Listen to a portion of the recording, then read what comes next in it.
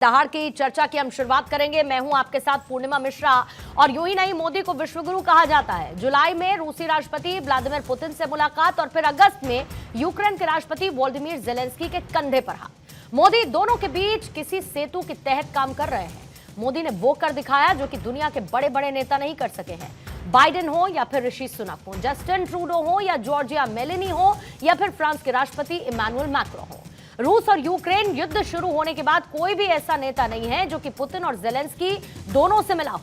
रूस यूक्रेन जंग के बीच दुनिया दो खेमों में बटी हुई है, कोई इधर खड़ा है, कोई उधर खड़ा है। इसी साल मई में पुतिन बीजिंग पहुंचे थे, जिनपिंग से मुलाकात की। तो युद्ध के बीच नॉर्थ कोरिया के तानाशाह किम जोंग उन मॉस्को जाकर पुतिन से मिलते हैं।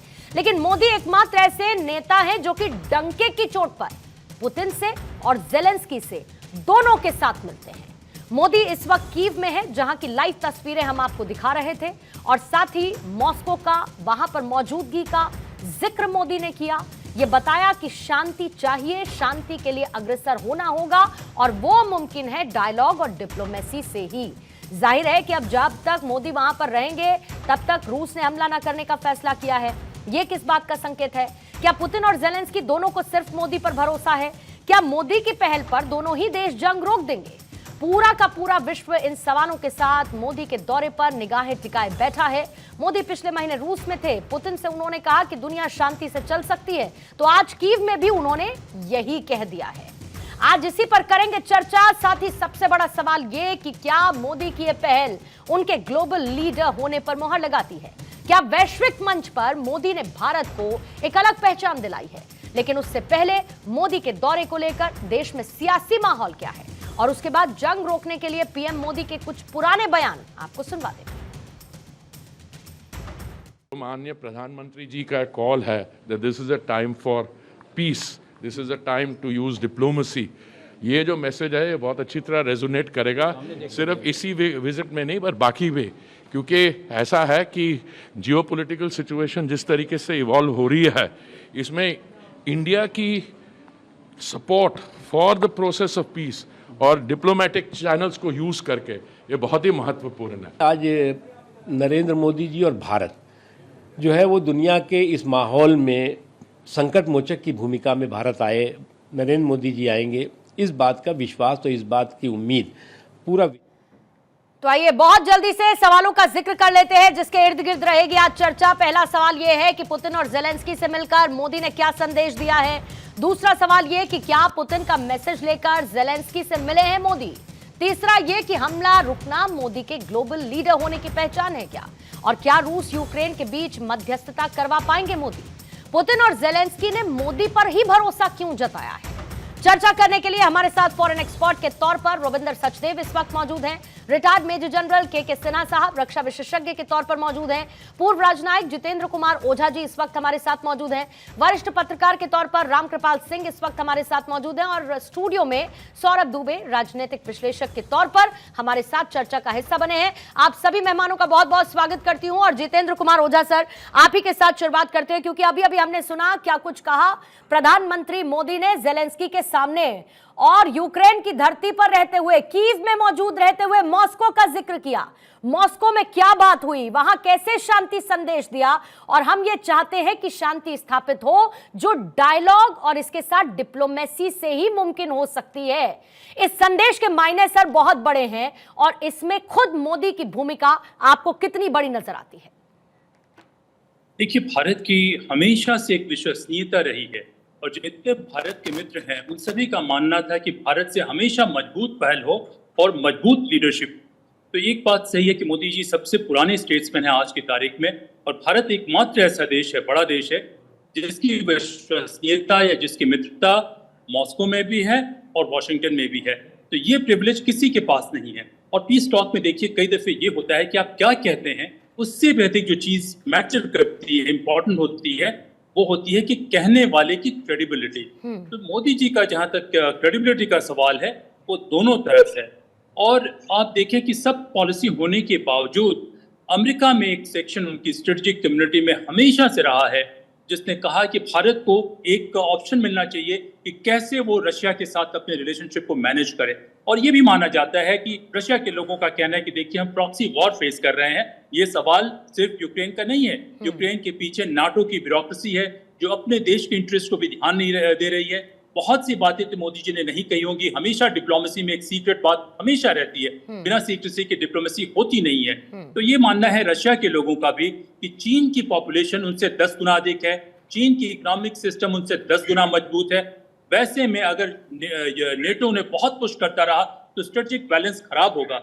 और अमेरिका में भी कुछ लोगों का ये मानना है कि देखिए अगर आप रशिया को बहुत ज्यादा दबाएंगे तो वो चीन की बहुत बड़ी जीत हो जाएगी और स्ट्रेटेजिक बैलेंस उनके भी खिलाफ चला जाएगा। तो इसमें एक माहौल तो है, लेकिन सब कुछ होने के बावजूद मुझे लगता है कि मोदी जी की जो विश्वसनीयता है, चाहे हम उनसे एग्री करें या डिसएग्री करें, वो शायद किसी दुनिया के और लीडर के पास नहीं है आज की तारीख में। तो इस वजह से एक उम्मीद की जा सकती है कि कुछ तो ओपनिंग मिल सकती है। क्या होगा हम कह नहीं सकते, क्योंकि फैसिलिटेशन या मीडिएशन या पीस टॉक्स ये बड़ा कॉम्प्लिकेटेड और टेक्निकल सब्जेक्ट होता है।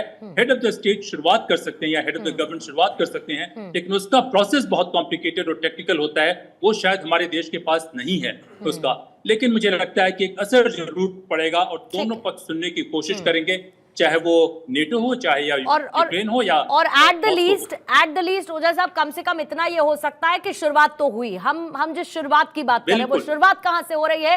वो भारत देश से शुरुआत हो रही है, वो मोदी के जरिए हो रही है, वो मॉस्को की धरती पर भी और कीव की धरती पर भी वो शुरुआत कम से कम होती हुई नजर आ रही है। जाहिर बात है रविंदर सचदेव सर, हम ये सब जानते हैं कि बहुत सारी ऐसी countries, NATO countries, European countries, America से लेकर सबके अपने अपने वेस्टेड इंटरेस्ट हैं, लेकिन भारत यहां पर डिप्लोमेसी के साथ चलते हुए एक संतुलन को बरकरार रखने की कोशिश कर रहा है। और ये कहीं ना कहीं एक इंडियन डिप्लोमेसी के लिए चुनौती भी है, क्योंकि हमारा जो पास्ट रहा है, अतीत रहा है, और एक वर्तमान की विरासत है, फिर एक प्रधानमंत्री की अपनी एक इमेज है, और जहां पर पूरी दुनिया दो हिस्सों में बंटती हुई नजर आ रही है, कोई तो हो जो खड़ा रहे और ये कहे कि नहीं, हम शांति के पथ पर अग्रसर होंगे और हम हैं आप दोनों को साथ लाने के लिए एक टेबल पर जहां बातचीत करके इसका समाधान निकाला जाए। एब्सोल्युटली पूर्णिमा जी, आई थिंक आपने बहुत ही very wisely and very rightly summarise कर दिया पूरा कि कोई तो हो जो कि इस समय दुनिया में सद्बुद्धि मिडिल पाथ की बात करे, राइट, और दोनों साइड्स के इंडिपेंडेंट बात करे। देखिए अमेरिका और नेटो देश जब कहते हैं कि इस जंग को रुकना चाहिए, वो कहते हैं कि ये जंग रुके हमारी शर्तों पे। इधर रशिया भी कहता है हाँ जंग रुकना चाहिए, पुतिन के पास भी पीस प्रपोजल है, पर वो कहता है मेरी शर्तों पे। तो कोई तो हो जो बात करे डंके की चोट पे कि दोनों साइड्स को कुछ गिव अप या एडजस्ट करना होगा शांति के लिए, डायलॉग और डिप्लोमेसी से। That's one. सेकेंडली, आप अभी ये कह रही थी कि हमारी डिप्लोमेसी के लिए चुनौतियां, I agree and we understand, but मुझे तो ये लगता है कि ये जो दौरा है इसकी टाइमिंग आप देखिए ना। देखिए ज़ेलेंस्की का इन्विटेशन मोदी जी को था, हम 6 महीने बाद जाते, अगले साल उनके नेशनल डे पे चले जाते। किसी भी देश के पास, हमारे पास 40-50 देशों के इन्विटेशंस पड़े होते हैं कि आप हमारे आइए इस ओकेजन पे, इस ओकेजन पे। पॉइंट इसकी हमारी डिप्लोमेसी, हमारे प्राइम मिनिस्टर और फॉरेन ऑफिस ने इस समय को क्यों चूज किया कि अब हमें करना है। ये इंडिकेट करता है कि अब हम बिना झिझक के या बेझिझक दुनिया की जो सबसे कॉम्प्लिकेटेड इश्यूज हैं, चैलेंजेस हैं, उनमें डील करने से हम पीछे नहीं हट रहे, हम हेजिटेट नहीं कर रहे। क्योंकि हमें भी पता है महीना भर पहले पुतिन से मिले और अब इस समय अगर ज़ेलेंस्की से मिलने जाएंगे तो पूरी दुनिया किस नजरों से देखेगी। तो ये एक इम्पॉर्टेंट कदम और एक इम्पॉर्टेंट गियर चेंजिंग है, गियर जिसे कहो ना बदली है हमारी डिप्लोमेसी ने, कि जो भी हो हम जाके एंगेज करेंगे। एंड ऑफ कोर्स इसके चलते इंडिया की आप हम जो भी कहें वजन या इंडिया की थॉट लीडरशिप दुनिया के पटल पे बढ़ेगी। ये 2 पॉइंट 3 पॉइंट। एक और पॉइंट क्विकली, यस, शांति होना हमारे लिए, दुनिया के लिए फायदा है, नो डाउट। वॉर में बच्चे मरते हैं, किस लिए मर रहे हैं, क्या इतनी मिजरी हो रही, इतने पेनफुल डेथ्स हो रही हैं, वो नहीं होनी चाहिए, यस। उसके अलावा हमारी ये जो इनिशिएटिव है इससे हमारी थॉट लीडरशिप, हमारे जियोपॉलिटिकल वजन बढ़ता है, वो भी है। एक और बहुत अहम रीजन आई थिंक जो अभी ओझा जी कह रहे थे, जितनी जल्दी ये युद्ध रुकेगा उतना हमें एक बहुत इंपॉर्टेंट निजी फायदा है, और वो ये फायदा है रिवर्स में, अगर ये युद्ध लंबा चलता गया रशिया को चाइना की बाहों में जाना पड़ेगा। रशिया को ट्रेड के लिए, टेक्नोलॉजी के लिए, इंजीनियरिंग के लिए, इकोनॉमी के लिए चाइना की तरफ झुकना पड़ रहा है। जितना लंबा ये युद्ध चलेगा उतना ज्यादा रशिया चाइना की तरफ टिल्ट होता जाएगा, उतना ज्यादा हमें नुकसान है हमारी अपनी निजी नेशनल सिक्योरिटी के हिसाब से।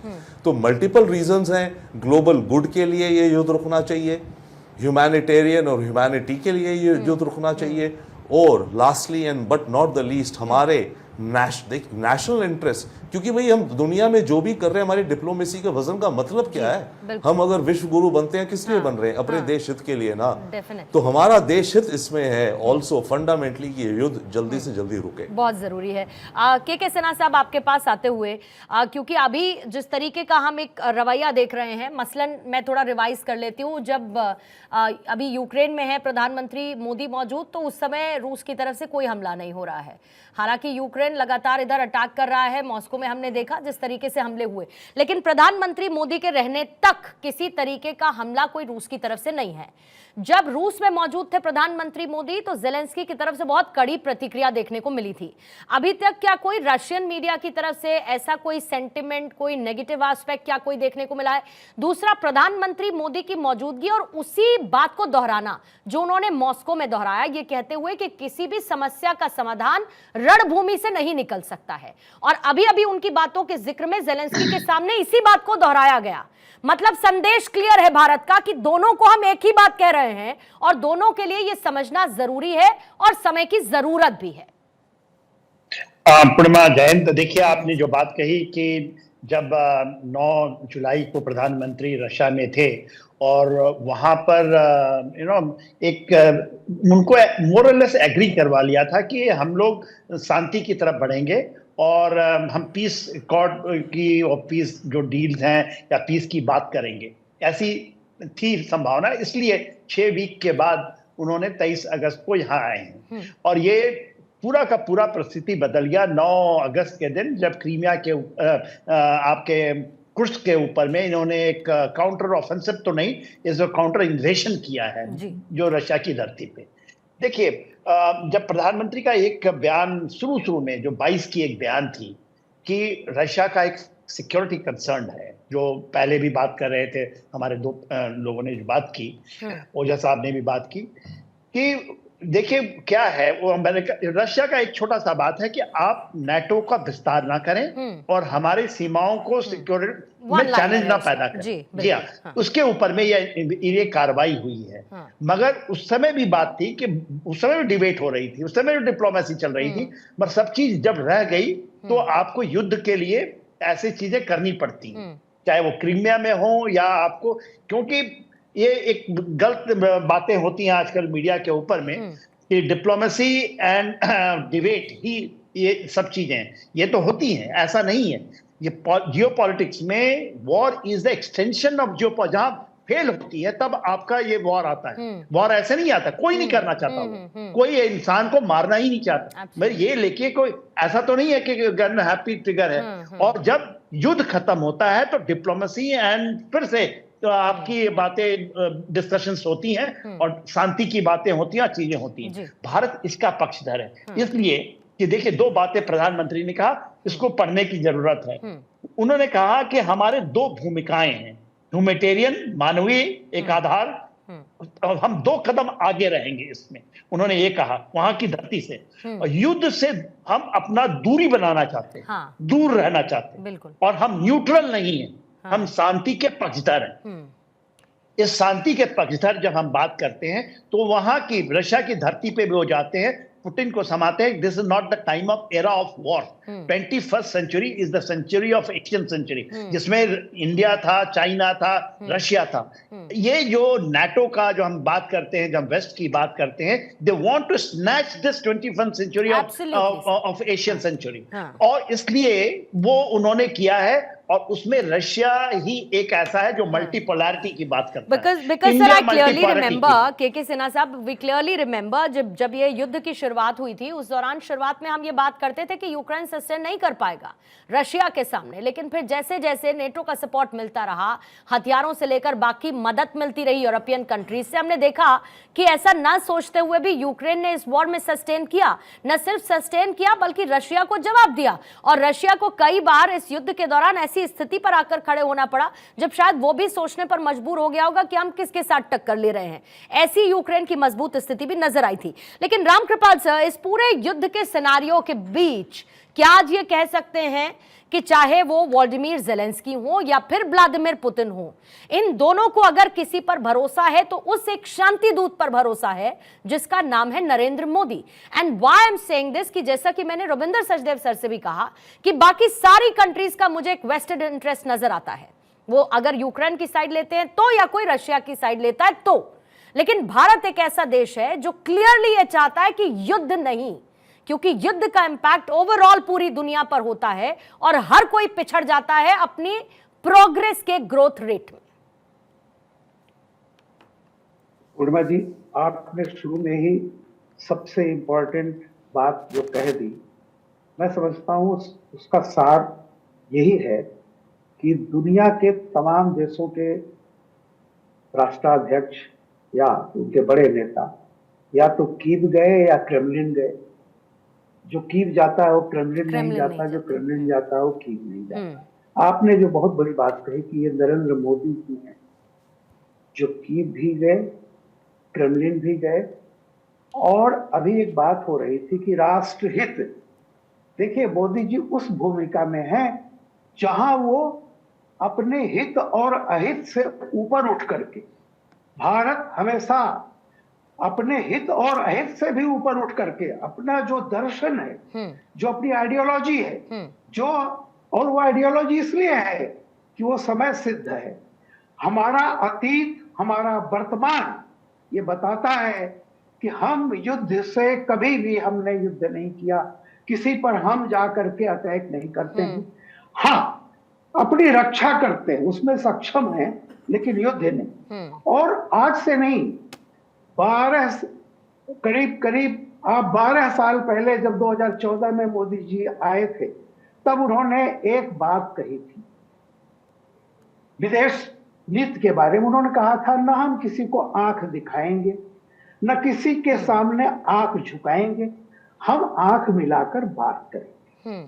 और आज मोदी जी वही है, वहां भी गए, वहां भी गए, और हर बार वो कह रहे हैं, जैसा उन्होंने कहा कि हम न्यूट्रल नहीं है। हाँ। Neutrality is offence in the I of international law. लेकिन मोदी जी ये बात जानते हैं कि ये दो देशों की लड़ाई सिर्फ नहीं है, ये आज जैसे कहा जाता है ABC, हमारे तमाम रक्षा विशेषज्ञ ज्यादा जानकार हैं, मैं तो एक अदना आदमी हूं, कहा जाता है atomic, biological and chemical weapon के दौर में potentiality of destruction is more than the potentiality of defence. न अंतिम क्या होगा, न कोई विजयी हो, न कोई विजेता होगा, न कोई विजित होगा, हार जाएंगे लोग। इसलिए मोदी जो संदेश लेके जा रहे हैं कि देखो कुछ भी हो, अगर ये धरती पर, उन्होंने कहा था एक धरती, एक परिवार, एक भविष्य, साझा भविष्य है, राइट। और अगर उस तरफ जाना है तो कुछ नहीं, पहले युद्ध को रोकिए, हर समस्या बात से हल होनी चाहिए। और ये चूंकि ये मोदी ही अकेले कह सकते थे, इसलिए वो दोनों पक्षों के बीच गए, दोनों तरफ, और वो देख रहे हैं कि ये दुनिया सिर्फ लड़ाने वालों की है, कि चलो जो भी होगा देखा जाएगा। मोदी जी का ही एक साहस है जो जाके कह रहे हैं कि नहीं, और ये हमारा पुरातन रहा है। तो मैं इससे कहूंगा कि हमारे हित, लाभ, एक और बात सर, एक और बहुत इंपॉर्टेंट बात, भारत एक ऐसा देश है युद्ध के दौरान अगर कोई, युद्ध के दौरान रामकृपाल सर, अगर कोई मारा जाता है तो सबसे पहले सच मारा जाता है। इसका जिक्र प्रधानमंत्री ने किया कि सबसे पहले अगर कोई मारा जाता है युद्ध के दौरान तो सच मारा जाता है, और जाहिर एक परसेप्शन वॉर होता है जिसका जिक्र हम हर बार करते हैं। बहुत सारे लोग ऐसा कह रहे हैं कि जो हमारे अतीत की विरासत है वो वर्तमान पर भारी पड़ रही है, और ये रेफरेंस में कहा जा रहा है रूस के साथ हमारे संबंधों पर। लेकिन आज की स्थिति में जब रूस के बाद कीव में मौजूद रहते हैं प्रधानमंत्री मोदी, तो क्या इस बात की आस बनती है कि अगर कोई और नहीं तो मध्यस्थता करने में नरेंद्र मोदी का चेहरा, उनकी शख्सियत, उनका ग्लोबल लीडर होना, पूरी दुनिया को एक प्लैनेट की तरह देखने की एक अप्रोच, एक परिवार की तरह देखने की अप्रोच, इन शांति प्रस्तावों पर मुहर लगा सकती है? देखिए, इस समय पूरा विश्व जो है किसी एक व्यक्ति की अगर बातों पर भरोसा करता है, उस पर विश्वास करता है, तो उस शख्स का नाम है प्रधानमंत्री नरेंद्र मोदी। और प्रधानमंत्री नरेंद्र मोदी लगातार जो है वो जो अपना स्लोगन है वो कहते हैं, विकास भी विरासत भी। विरासत की बात मैं इसलिए कह रहा हूं कि जब हमारे देश की संस्कृति की बात होती है, हमारे देश की विरासत की बात होती है, तो हम अपनी मूल से क्या निकालते हैं? संस्कृति से हम निकालते हैं वसुधैव कुटुंबकम। हम निकालते हैं सर्वे भवन्तु सुखिनः, सर्वे सन्तु निरामया, सर्वे भद्राणि पश्यन्तु मां कश्चित् दुख भाग भवेत्। इस पृथ्वी पर जितने भी प्राणी हैं, इवन पशु पक्षी भी, उनको किसी प्रकार का दुख ना हो, ये हमारी भारतीय संस्कृति के अंदर है। और इसी संस्कृति को प्रधानमंत्री नरेंद्र मोदी भारत के बाहर जितना भी विस्तार कई देशों के अंदर है, वहां जब भी उनका दौरा रहा है वो जाकर के हमेशा शांति की बात करते आए हैं। देखिए, घटना बड़ी छोटी सी मैं बता रहा हूं, लेकिन बहुत महत्वपूर्ण घटना है। 2016 में मैं संसदीय कार्य मंत्रालय में कार्यरत था और उस समय दो सांसदों के बीच झड़प हो जाती है और प्रधानमंत्री नरेंद्र मोदी जो है जैसे ही राज्यसभा के गेट से बाहर आते हैं, स्वर्गीय अरुण जेटली जी का कमरा उस समय वहां पर हुआ करता था, उसके ठीक सामने वो दोनों सांसद प्रधानमंत्री के सामने टकराते हैं। तो प्रधानमंत्री दोनों सांसदों को बुलाते हैं क्योंकि उनके बीच में झड़प हुई थी। कहते हैं, देखो भैया, हमारे बीच में मतभेद हो सकते हैं, मनभेद नहीं है, और उनको गले मिलवाया। तो ये प्रत्यक्ष जो प्रमाण हम लोगों ने देखा, वहां पर कई सारे कैबिनेट मिनिस्टर और वो थे, ये उनकी प्रामाणिकता शांति के प्रति जो है वो भारत में नहीं विश्व में पूरे स्थापित है। देखिए, ग्राउंड जीरो से ग्लोबल हीरो, ये बहुत बड़ा सफर है। ये उनकी प्रामाणिकता को जो है ये देश की जनता ही नहीं, विश्व की जनता भी जानती भी है और मानती भी है। अगर रूस की हम बात करते हैं, रूस को एक बात बहुत अच्छे से पता है, क्योंकि रूस भारत पे भरोसा, तो हम तो पुराने साथी रहे ही हैं, साथ ही साथ ये पता है कि भारत के पड़ोसी देशों में जिस प्रकार से पाकिस्तान से आतंकवाद को लेकर के कितनी बार हम लोगों ने लड़ाइयां लड़ी हैं, युद्ध किया है। उसके बगल में हमारे पास बांग्लादेश है, श्रीलंका है, बावजूद उसके अभी जैसे रामकृपाल जी ने बहुत अच्छी बात कही कि हमने कभी भी युद्ध नहीं छेड़ा। हमारे ऊपर युद्ध अगर पाकिस्तान ने थोपा तो भी हमने उसको हमसे हार उसको मिली, और उसको धूल चटाने के बाद हमने कभी भी ये नहीं सोचा कि हम उस देश पे कब्जा करें। तो रूस इस बात को जानता है कि भारत अपने पड़ोसियों के साथ बेहतर संबंध बनाने में माहिर है, जबकि एक आतंकवादी पड़ोसी उसके बगल में इतनी घटनाएं करता है, उसके बावजूद भारत कभी भी उस तरह की अवस्था में नहीं आता। तो आज रूस के पास एक ऐसा व्यक्ति जो है, जो पूरे विश्व में नहीं दिखाई दे रहा, वो प्रधानमंत्री नरेंद्र मोदी उसको वहां पर मिले हैं। और पिछला दौरा जो रसिया का रहा, जो पिछले महीने का, वहां पर निश्चित रूप से वो जो रसिया के है राष्ट्रपति, उन्होंने प्रधानमंत्री जी से जिक्र किया कि भैया आप पे हम भरोसा कर सकते हैं। आप ही जाकर के उनको समझाइए कि जितने लोग आपके साथ हैं अमेरिका और वो सिर्फ अवसरवादी लोग हैं, और आप हमसे जो युद्ध छेड़ रहे हैं, तो हमारे बॉर्डर की भाई समस्या बॉर्डर की है। किसी भी बॉर्डर पे आप जाके घेरेंगे तो हम युद्ध करेंगे। उसी शांति की स्थापना, जैसे भगवान कृष्ण जो है, जो महाभारत होने के पहले जो है शांति का संदेश लेकर के वो गए थे, तो वहां पर समझाने का प्रयास किया था। अब प्रधानमंत्री अपने कर्तव्य को निभा रहे हैं, वो पूरे विश्व में शांति चाहते हैं। अभी हमने लाइव उनका जो है बाइट जो सुनी, उसमें वो शांति की बात कर रहे हैं, बुद्ध की बात कर रहे हैं। तो मेरा मानना है कि वो निश्चित रूप से अगर जेलेंस्की इस बात को समझते हैं, तो कहीं ना कहीं जिस प्रकार से रूस ने आज एक बड़ा कदम उठाया, एक दिन के लिए उसने युद्ध विराम की घोषणा की कि प्रधानमंत्री नरेंद्र मोदी वहां पर है, ये भारत के प्रति विश्वास ही तो है। ये प्रमाण है सबसे बड़ा कि पूरा विश्व इस समय जो है भारत की तरफ जो है वो देख रहा है, नजरें टिकाए हुए है कि भारत ही एक ऐसा देश है, भारत का प्रधानमंत्री एक ऐसा व्यक्ति है, एक ऐसी शख्सियत है जो पूरे विश्व में शांति की बात को लेकर के, विकास और विरासत की बात को लेकर के आगे बढ़ना चाहता है। लेकिन फिर इसमें किस तरीके से ओझा सर आगे बढ़ पाएंगे, क्योंकि ये समझना होगा। मान के चलिए कि अगर प्रधानमंत्री आज अपनी बात में इस बात का जिक्र कर देते हैं कि हम भारत देश से शांति का संदेश लेकर आए हैं, फिर हम कनेक्ट कर लेते हैं उनका मॉस्को में रहना और फिर कीव में उनका मौजूद रहना। चलिए हम एक बार को ये भी कह लेते हैं कि कोई तो इंटीमेशन उनकी तरफ से पुतिन के सामने बातचीत के दौरान दिया गया होगा, और उसके बाद वो यूक्रेन आते हैं और जेलेंस्की से मुलाकात करते हैं। क्या आपको लगता है कि वाकई में एक बात उधर और एक बात इधर करते हुए दो ध्रुवों को बैलेंस करने की कोशिश में प्रधानमंत्री मोदी आज जब यहां है, तो आगे किस तरीके से ये बढ़ेगा? क्योंकि यूक्रेन के अपने रिजर्वेशंस हैं और उसके साथ नेटो कंट्रीज, यूरोपियन कंट्रीज हैं, अमेरिका खुद है, और दूसरी तरफ है रशिया जिसके साथ चीन है, और भारत की अपनी दोस्ती है। दो युद्ध के इस मैदान में भारत ना इधर है ना उधर है, वो शांति की बात करता है। देखिए, हमारे प्रधानमंत्री किसी का मैसेज लेके नहीं गए हैं, मैसेंजर बन के नहीं गए हैं। ये युद्ध का नहीं होना भारत के हित में है। आज सही है कि रशिया और चीन के बीच में मित्रता है, क्योंकि पश्चिम का जो अग्रेसिव रवैया है जिसकी वजह से रशिया चीन के पास चला गया है। देखिए, कभी भी दो पड़ोसी देश जो मजबूत हैं, दोनों मजबूत हैं, दोनों में डिफरेंसेस कुछ न कुछ होने ही हैं। जब रशिया और चीन दोनों कम्युनिस्ट स्टेट हुआ करते थे, तो एक ऐसा समय आया कि जो न्यूक्लियर प्रोजेक्ट चल रहा था चीन में, रशिया द्वारा स्पॉन्सर्ड या फंडेड, उसमें इतनी दिक्कत हुई कि 10,000 इंजीनियर्स को चीन ने वापस बुला लिया था। और रशिया और चीन के बीच में हाइट ऑफ कम्युनिज्म लड़ाई हुई थी डेमेंस्की आइलैंड पे। आज भी रशिया और चीन में कई एक इश्यूज हैं। आप देखें कि सर्बिया में हुआ यह है कि चीन ने जाके उस जगह को वर्चुअली कब्जा कर लिया है। जिस तरीके से रशियन रिसोर्सेज पे चीन का कब्जा हो रहा है, भले ही पब्लिक में लोग नहीं बोले, तो उस वजह से रशिया में एक रिसेंटमेंट आ रही है। तो जो ये युद्ध विराम की जो बात हम कर रहे हैं या शांति की जो बात कर रहे हैं, ये सिर्फ यूक्रेन और रशिया की बात नहीं है, ये भारत के हित में भी है कि अगर रशिया बहुत ज्यादा कमजोर हो जाता है, रशिया बहुत डिप्लीट हो जाता है और रशिया के पास कोई ऑप्शन नहीं है बल्कि वो चीन की एक वेसल स्टेट बन जाए या कॉलोनी बन जाए, तो उससे हमारी सुरक्षा पे सीधे सीधे असर आएगा। और ये बात दुनिया के लोग मानते हैं। जो बात आपने कही क्रेडिबिलिटी की, देखिए, हम लोग शांति की बात जरूर कहते हैं, लेकिन जो मिलिट्री इंडस्ट्रियल कॉम्प्लेक्स है उसका इंटरेस्ट ही नहीं है। जो वॉर के स्ट्रेटेजिस्ट है वो भी शांति की बात कहते हैं, लेकिन उनका मानना है कि हर कुछ दिनों पे युद्ध होते रहना चाहिए। इस वजह से नहीं कि फायदा और नफा नुकसान की बात होती है। इससे होता क्या है कि आप जो नए मिलिट्री इनोवेशन कर रहे हैं, जो नए वेपन्स ट्राई कर रहे हैं, उन वेपन्स को कहीं ना कहीं तो टेस्ट करने का मौका चाहिए। बिना युद्ध के कैसे होगा? तो ये अमेरिका की मिलिट्री इंडस्ट्रियल कॉम्प्लेक्स की जो हम बात कर रहे हैं, सिर्फ बात वहीं तक नहीं है। वहां के वॉर स्ट्रेटेजिस्ट ने कहा कि नहीं, अपने नए वेपन्स को भी टेस्ट करें। ये तमाम चीजें हो चुकी है, एक पॉइंट पे आ चुके हैं। और एक पॉइंट पे आने के बाद जो ये भारत के हित में है कि किसी तरीके से रशिया को यहाँ से रेस्क्यू किया जाए, वो चीन का कॉलोनी नहीं बन जाए, चीन का वेसल स्टेट नहीं बन जाए। तो ये शुरुआत तो होती है, लेकिन मैंने कहा कि बहुत मुश्किल काम होगा। सवाल सिर्फ यूक्रेन को समझाने का नहीं है, सवाल मॉस्को को भी समझाने का तो है ही है, लेकिन वॉशिंगटन को भी समझाने का है। उनमें हुआ क्या कि कई कॉर्पोरेट सेक्टर इंटरेस्ट इन्वॉल्व है, प्राइवेट सेक्टर इंटरेस्ट इन्वॉल्व है, उनको भी परसुएट करने का है। लेकिन ये बहुत जबरदस्त बिगिनिंग है और आज की तारीख में भारत के अलावे शायद कोई और देश इस करने की स्थिति में नहीं है।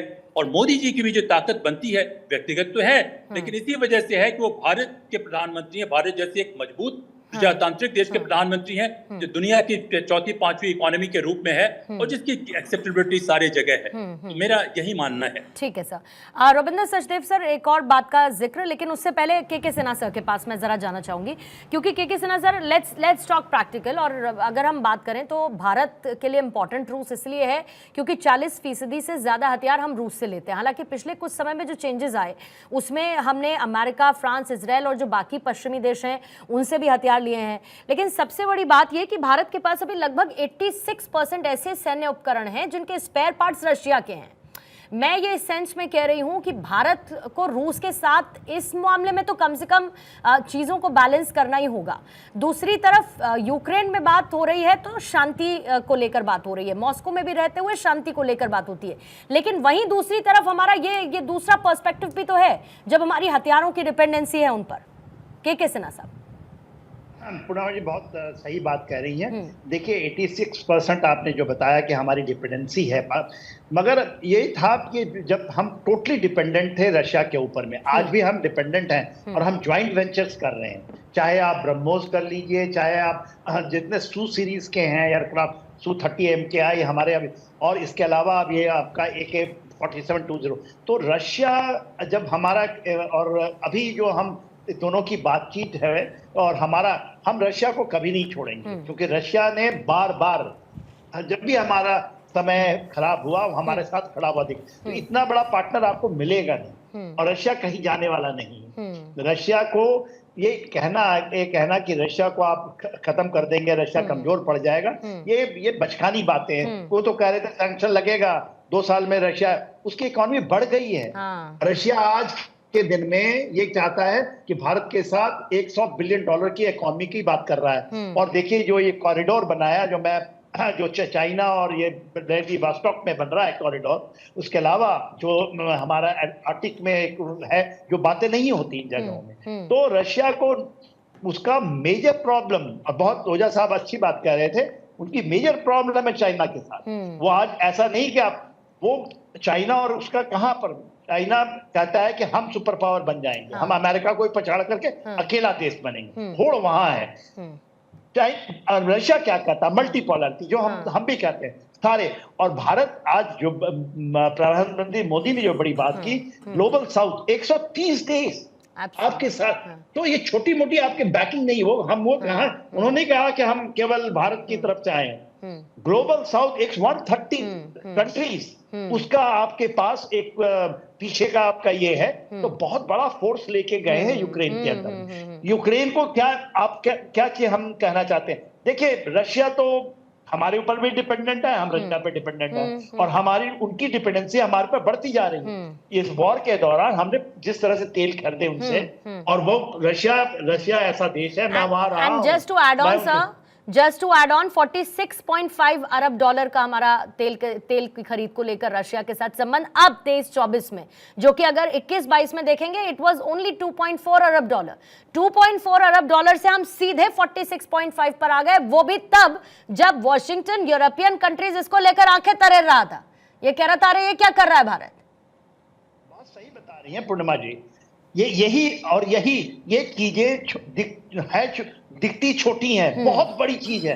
स्ट्रैटेजिक, जब हम कहते हैं हमारा स्ट्रैटेजिक पार्टनरशिप अमेरिका के साथ में, रक्षा मंत्री आज अमेरिका में हैं, और वो क्योंकि वो भी चाहते थे, एक बीच में जब लड़ाई शुरू हुई थी, तो आपको याद होगा 22-23 के समय बाइडेन साहब ने कहा था, जो बाइडेन ने कहा था कि India is fumbling, India must join NATO.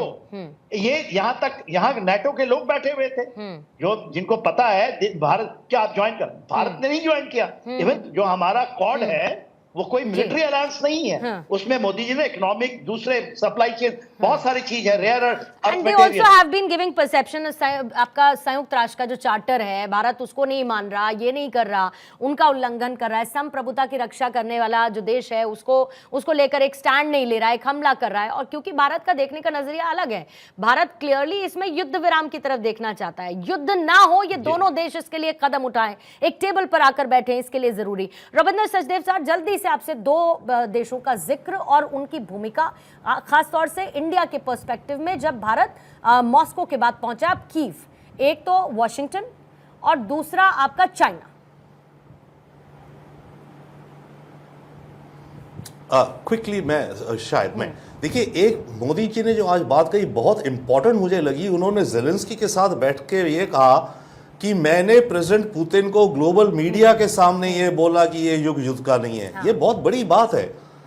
Okay, तो इंडिया अपने को इस्टेब्लिश कर रहा है एज अ ऑनेस्ट ब्रोकर।